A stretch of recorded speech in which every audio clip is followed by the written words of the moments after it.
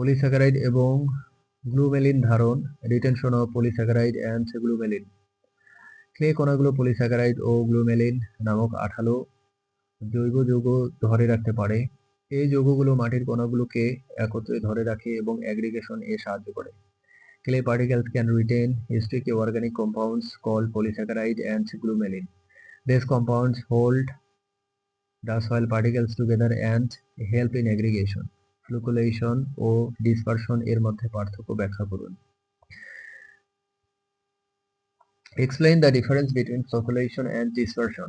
Flocculation জমাটকরণ এবং dispersion বিচ্ছুরণ এর মধ্যে প্রধান পার্থক্য হলো the difference between flocculation and dispersion are সংজ্ঞা flocculation এটি এমন একটি প্রক্রিয়া যেখানে মাটির কণাগুলো বিশেষ করে কাদা কণাগুলো রাসায়নিক বিক্রিয়ার মাধ্যমে একত্রিত হয়ে ছোট ছোট দল বা পিণ্ড তৈরি করে।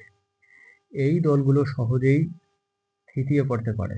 Flocculation This is a process where soil particles, especially clay particles, combine through chemical reactions to form small groups or clumps.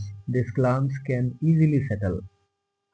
Dispersion এটি এমন একটি প্রক্রিয়া যেখানে মাটির কণাগুলো একে অপরের থেকে দূরে সরে যায় এবং সম্পূর্ণরূপে ছড়িয়ে পড়ে। এই অবস্থায় কণাগুলো থিতিয়ে পড়তে অনেক সময় নেয় এবং একেবারেই থিতিয়ে পড়ে না। Dispersion This is a process where soil particles move away from each other and spread completely. In this state, the particles take a long time to settle or do not settle at all. কারণ ফ্লুকুলেশন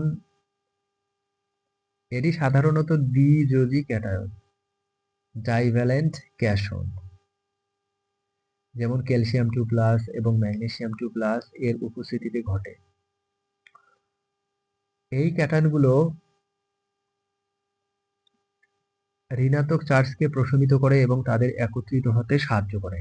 Flocculation This usually occurs in the presence of divalent cation such as calcium 2+, magnesium 2+. These cations neutralize the negative charge of the particles and help them come together.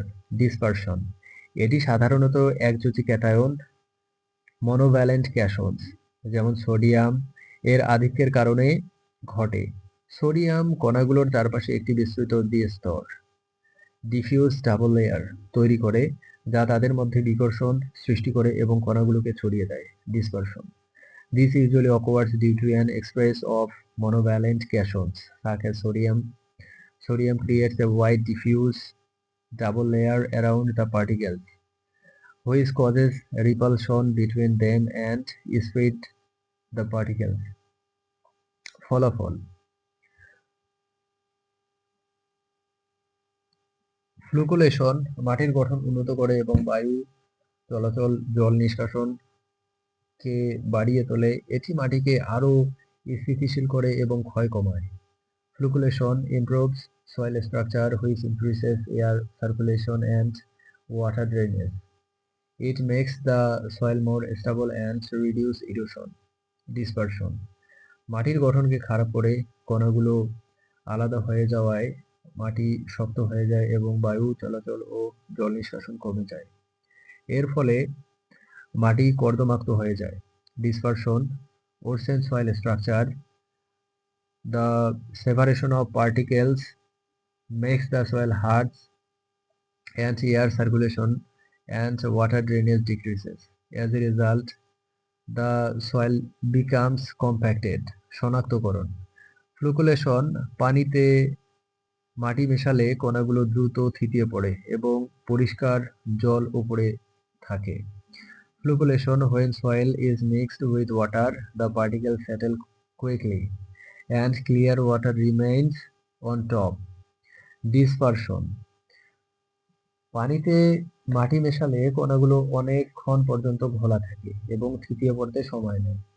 When soil is mixed with water, the particles remain cloudy for a long time and take time to settle.